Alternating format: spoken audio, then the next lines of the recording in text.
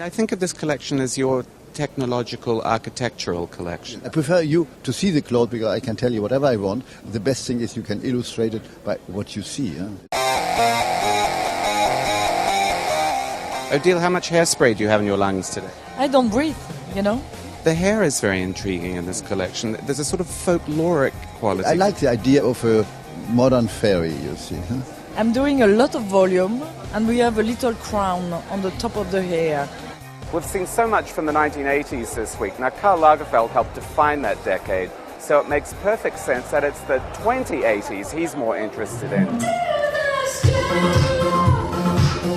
We've seen a lot of the 1980s this week, and as a man who helped define that decade, I would imagine that you would be more interested in the 2080s with this collection. Interested in that, and I have nothing used from the 80s because I remember the 80s and I don't want to remember the 80s.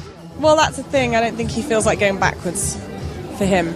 Why redo something you've already done? I really like the proportions of the clothes, but I all the time like when he does really tight waist and big shoulders. And I made a new shoulder situation because I didn't want the big shoulder thing from the 80s. I did a shoulder called the bridge shoulder.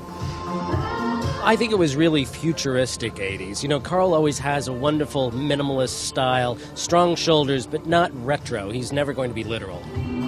So, what do you think? Crash helmets and fur? Romantic stroking armor. As an accessories designer, you can process the accessories you just saw in that show. Making fun things out of banal safety pieces. The little iPod holder there is it's like pop art. Very much so. They look like little dolls walking around, little Japanese dolls.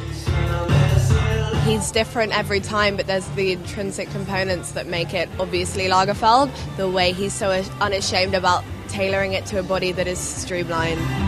I always get that sort of Viennese secession thing, you know? You can see connections to, you say Vienna. I see some Berlin in it as well, like fabrics and drapes.